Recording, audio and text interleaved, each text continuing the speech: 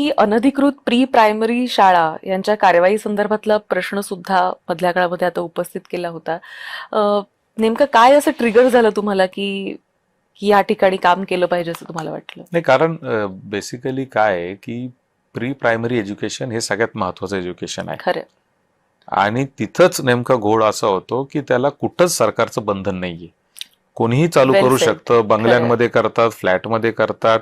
Housewife असते, ती चालू करते, ती शिकलेली असते, तिच्या कॅपेबिलिटी बद्दल मला प्रश्नचिन्ह नाहीये. ती उत्तम शिक्षिका असू शकते. किंबहुना माझे मुलं ज्या प्री स्कूलमध्ये जात होते तिथं त्यांना जी शिकवायला टीचर होती ती त्यांच्या आजही लक्षात आहे. इतकं तिने चांगलं त्यांचं तयार करून घेतलं. फ्लॅटमध्ये शाळा भरत होती त्या माझ्या मुलीची. पण मुद्दा असा आहे की ह्याला कुठंतरी एक सिस्टम असली पाहिजे, त्याला कुठंतरी एक रेग्युलेशन असलं पाहिजे, त्याला कुठंतरी एक युनिफॉर्मिटी असली पाहिजे. नॅशनल एज्युकेशन पॉलिसी 2020च्या आपण गप्पा मारतोय, तर त्याच्याशी ते अलाइंड आहे का नाही ते बघितलं पाहिजे. प्रत्येक जण प्रयोग करतोय, तर आमची मुलं काय तुमची प्रयोगशाळा असू शकत नाही. त्यामुळं त्याला कुठंतरी चौकट असली पाहिजे, म्हणून मी तो प्रश्न मांडला होता.